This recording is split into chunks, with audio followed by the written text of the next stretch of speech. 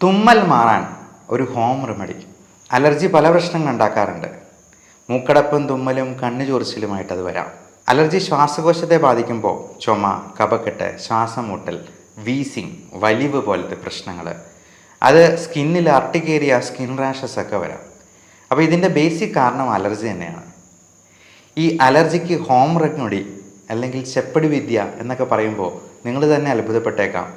Modern മെഡിസിനിലെ ഒരു doctor എന്തിന് അങ്ങനെ ഒരു കാര്യം പറയണമെന്ന്. ഞാൻ എപ്പോഴും മലയാളം പറയാൻ ആഗ്രഹിക്കുന്ന ഒരു ഇംഗ്ലീഷ് ഡോക്ടറാണ്. നമുക്ക് വീട്ടിൽ തന്നെ ചെയ്യാവുന്ന കാര്യങ്ങളൊക്കെ ചെയ്ത് നോക്കിയിട്ട് അതിൽ പറ്റിയില്ല എന്നുണ്ടെങ്കിൽ, അതിൻ്റെ ലൈഫ് സ്റ്റൈൽ മോഡിഫിക്കേഷൻ കൃത്യമായിട്ട് പാലിച്ചിട്ടും ശരിയായില്ല എന്നുണ്ടെങ്കിൽ നമ്മൾ കൃത്യമായിട്ടുള്ള ട്രീറ്റ്മെൻറ്റ് എടുക്കുക തന്നെ വേണം. അതിനെക്കുറിച്ചും ഞാൻ ഇതിൻ്റെ അവസാനം പറയുന്നതാണ്. നമുക്ക് ആദ്യം ഈ അലർജിക്ക്, തുമ്മലിന്, നിർത്താതെയുള്ള മൂക്കൊലിപ്പിന്, മൂക്കടപ്പിന് വീട്ടിൽ ചെയ്യാവുന്ന ഒരു ഹോം റെമഡി. അത് നല്ല അത്യുഗ്രൻ ടേസ്റ്റുള്ള ഒരു ഹെൽത്ത് ഡ്രിങ്കും കൂടിയാണ്. അപ്പം അതിന് ചെയ്യേണ്ട എന്തൊക്കെ സാധനങ്ങളാണ്, ചേരേണ്ടത് എന്തൊക്കെയാണ് എന്നുള്ളത് നമുക്ക് നോക്കാം. ഇതിൽ വേണ്ടത് തുളസി ഇല, മഞ്ഞൾപ്പൊടി, നെല്ലിക്ക, തേൻ, വെർജിൻ കോക്കനട്ട് ഓയിൽ, ആവശ്യത്തിന് വെള്ളം, സ്വല്പം ഉപ്പ്. അപ്പോൾ തുളസിയിലേക്ക് എത്ര വേണമെന്നുള്ളത് നമുക്ക് തന്നെ തീരുമാനിക്കാം. നമുക്കറിയാം അതിൻ്റെ ടേസ്റ്റ് എത്രത്തോളം എന്നുള്ളത്. അതൊരു 4-5 തുളസി ഇല എടുക്കാം. അതുപോലെ മഞ്ഞൾപ്പൊടി ആണെങ്കിലും ആവശ്യത്തിന് എടുക്കുക. വെർജിൻ കോക്കനട്ട് ഓയിൽ 2 ടീസ്പൂൺ മതിയാവും. ഈ വെർജിൻ കോക്കനട്ട് ഓയിൽ എന്ന് പറയുന്നത് വളരെ പവർഫുൾ ആൻറ്റി ഓക്സിഡൻ്റ് ആണ്. അത് നമുക്ക് ഭക്ഷണം തന്നെ നമുക്ക് മരുന്നാകുന്ന ഒരു സംഗതിയാണ് ഈ വെർജിൻ കോക്കനട്ട് ഓയിൽ ഉപയോഗിക്കുമ്പോഴത്തേക്ക് നമുക്ക് കിട്ടുക. അത് സ്കിന്നിൻ്റെ ആർട്ടിക്കേരിയ, സ്കിൻ അലർജി പോലുള്ള പ്രശ്നങ്ങൾക്കും അത് നല്ലൊരു പ്രതിവിധിയാണ്. നെല്ലിക്ക, നമുക്ക് 2-3 നെല്ലിക്ക അതെടുക്കാം. നെല്ലിക്ക എത്ര ചേർത്താലും നല്ലതാണ്. അതിൻ്റെ ചവർപ്പ് മാത്രമേ ഇച്ചിരി പ്രശ്നം ഉണ്ടാകത്തുള്ളൂ. പിന്നെ അതിൻ്റെ ചവർപ്പ് മാറ്റാനാണ് നമ്മൾ തേൻ ആഡ് ചെയ്യുന്നത്. ഉപ്പ് ഒത്തിരി ചേർക്കരുത്, 1-2 നുള്ളു മതി. അത് നമുക്ക് ആവശ്യത്തിന് ചേർക്കാം എന്ന് പറയാം. എന്നിട്ട് ഇത്രയും ചേർത്തതിന് ശേഷം മിക്സിയിലിട്ട് അടിക്കുക. നെല്ലിക്കയുടെ കുരു കളഞ്ഞിട്ട് ചേർക്കാന്നുള്ളത് പ്രത്യേകം ഓർമ്മിപ്പിക്കേണ്ടതില്ലല്ലോ. അപ്പോൾ മിക്സിയിൽ ഇത് നല്ലപോലെ അങ്ങ് അടിച്ചെടുക്കുക. അപ്പം നല്ലൊരു ജ്യൂസായിട്ട് നമുക്ക് കിട്ടും. ഇതിന് നല്ല ടേസ്റ്റുമാണ്. ഈ നമ്മൾ തേൻ ചേർക്കുന്നതുകൊണ്ട് തന്നെ അതിന് നല്ലൊരു മധുരമുണ്ട്. ഉപ്പിൻ്റെ ഒരു ചെറിയ ഉപ്പ് രസം ഉണ്ടാവും. പിന്നെ നെല്ലിക്കയുടെ സുഖം നകരുന്ന, നമ്മൾ നെല്ലിക്കയുടെ സ്വഭാവം തന്നെ അറിയാം. അത് ആദ്യം ചവർക്കുമെങ്കിലും പിന്നീട് മധുരിക്കുന്ന സാധനമാണ് എന്നുള്ളത്. അപ്പോൾ ഈ സാധനം കഴിക്കുമ്പോഴത്തേക്കും നമ്മുടെ അലർജി ഒത്തിരി കുറയുന്നതായിട്ട് നമുക്ക് കാണാം. അത് രാവിലെ വൈകുന്നേരം ഓരോ ഗ്ലാസ് കുടിച്ചെന്നാലും കുഴപ്പമില്ല. ഇനി പറ്റിയില്ലെങ്കിൽ രാത്രി മാത്രം ഒരു ഗ്ലാസ് കുടിച്ച് നോക്കുക. അത് നമ്മുടെ ആകെ മൊത്തമുള്ള ഇമ്മ്യൂണിറ്റി വർദ്ധിപ്പിക്കുന്നതിനും ആൻറ്റി ഓക്സിഡൻറ്റ് പ്രോപ്പർട്ടിക്കും ഒക്കെ അത് വളരെ നല്ലതാണ്. മാത്രമല്ല ഇതിൽ അടങ്ങിയിട്ടുള്ള വൈറ്റമിൻസ് എല്ലാം, പലപ്പോഴും vitamin A, B, C, D, E, K ഇതെല്ലാം നമുക്ക് ഡെഫിഷ്യൻ്റ് ആയിട്ട് വരാം. അതുപോലെ പല ട്രേസ് എലമെൻറ്റ്സും, കോപ്പർ, മഗ്നീഷ്യം, സിങ്ക്, സെലനിയം തുടങ്ങിയ ട്രേസ് എലമെൻറ്റ്സും നമുക്ക് ഇതിന് പല ഭക്ഷണത്തിൽ നിന്ന് കിട്ടാറില്ല. അപ്പോൾ ഈ ഒരു ഡ്രിങ്ക് കുടിക്കുമ്പോഴത്തേക്കും നമുക്ക് ഇതിനകത്ത് ഒത്തിരി ന്യൂട്രിയൻ ഡെഫിഷ്യൻസി പരിഹരിക്കാനായിട്ട് സാധിക്കും. വൈറ്റമിൻ ബി കോംപ്ലക്സ് എന്ന് പറയുന്നത് അത് ഒത്തിരിയുണ്ട്. Vitamin B1 thymine, B2 riboflavin, B3 niacin, B4 എന്ന് പറഞ്ഞ ഒരു വൈറ്റമിൻ ഇല്ല, B5 പാൻറ്റോത്തനിക് ആസിഡാണ്, B6 പിറിഡോക്സിനാണ്, B7 ബയോട്ടിനാണ്, പിന്നെ B9 വരുന്നുള്ളൂ, അത് ഫോളിക് ആസിഡാണ്. B8 ഇല്ല, 10 ഇല്ല, 11 ഇല്ല, B12 മീഥൈൽ കോബാളമൈനാണ്. അപ്പോൾ ഇങ്ങനെയുള്ള വൈറ്റമിൻസ് എല്ലാം നമുക്ക് നമ്മുടെ ഭക്ഷണത്തിൽ ഉൾപ്പെടുത്താനായിട്ട് പറ്റണം. അല്ലെങ്കിൽ ഇതുപോലത്തെ ഹെൽത്ത് ഡ്രിങ്ക് പ്രത്യേകമായിട്ടൊരു മരുന്ന് പോലെ നമുക്ക് കഴിക്കാവുന്നതാണ്. അത് നല്ല ടേസ്റ്റും ഉണ്ടാകും. നമുക്ക് വീട്ടിൽ തന്നെ പ്രിപ്പയർ ചെയ്യാവുന്നതാണ്. ഇനി അലർജിയുടെ സ്പെഷ്യാലിറ്റി ട്രീറ്റ്മെൻറ്റിലേക്ക് വരാം. നമുക്ക് അലർജി എന്ന് പറയുന്നത് ഹൈപ്പർ സെൻസിറ്റിവിറ്റി കൊണ്ടുണ്ടാകുന്നതാണ്.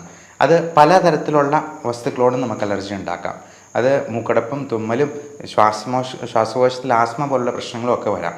ഇതൊക്കെ നമുക്ക് വീട്ടിൽ തന്നെ ശ്രദ്ധിക്കാവുന്ന കാര്യങ്ങൾ, അവോയ്ഡ് ചെയ്യാവുന്ന സംഗതികളൊക്കെ നോക്കിയിട്ടും നിന്നില്ലെങ്കിൽ തീർച്ചയായിട്ടും യഥാസമയം അതിന് വൈദ്യസഹായം തരണം. അലർജിയുടെ സ്പെസിഫിക് ആയിട്ടുള്ള എന്ത് കാരണമാണ് എന്ന് മനസ്സിലാക്കാനുള്ള പുതിയ ടെസ്റ്റ് ഉണ്ട്.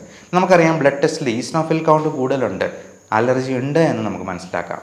IgE കൂടുതലുണ്ട്, അലർജി ഉണ്ട്, അർട്ടിക്കേരിയയുടെ കാരണമുണ്ട് എന്നുള്ളത് നമുക്ക് മനസ്സിലാക്കാം. എന്താണ് അലർജി ഉണ്ടാക്കുന്നത് എന്ന് നമുക്ക് ഈ ബ്ലഡ് ടെസ്റ്റിൽ നിന്ന് അറിയത്തില്ല. അതിന് വേണ്ടിയിട്ടുള്ള ടെസ്റ്റാണ് സ്കിൻ പ്രിക്ക് ടെസ്റ്റ് എന്ന് പറയും.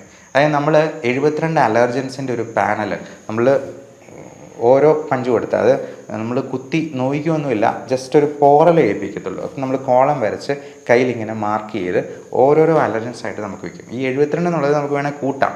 നമുക്ക് സംശയമുള്ള വേറെ എന്തെങ്കിലും ഭക്ഷണ പദാർത്ഥങ്ങളുണ്ടെങ്കിൽ അതിൻ്റെ അലർജൻസും കൂടെ നമുക്കിതിൽ ആഡ് ചെയ്യാം. എന്നിട്ട് ഓരോന്നിൻ്റെയും റിയാക്ഷൻ നമ്മൾ നോക്കുവാണ്. അപ്പോൾ കൃത്യം നമുക്ക് മനസ്സിലാക്കാൻ പറ്റും ഇന്നതാണ് അലർജി എന്നുള്ളത്. പലപ്പോഴും നമ്മളത് അറിയാതെ പല ഭക്ഷണങ്ങളും കഴിക്കാറുണ്ട്. ഉദാഹരണത്തിന് ഗോതമ്പ്, പാല്.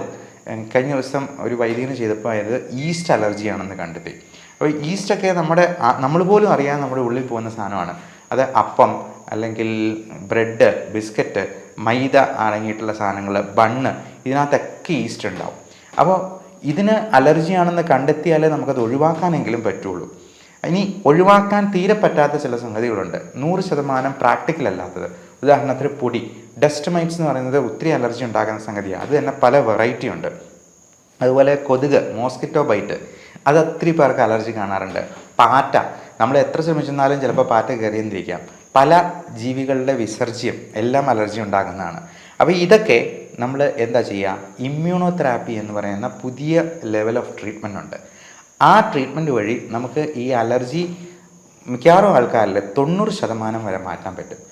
അതിന് പക്ഷേ ഒരു സ്പെസിഫിക് ഏജ് ഗ്രൂപ്പുണ്ട്. നമ്മൾ ഒത്തിരി പ്രായമായവരിൽ ഈ ഡീസെൻസിറ്റൈസേഷൻ മെത്തേഡ് നമുക്ക് കൊടുക്കാൻ പറ്റില്ല.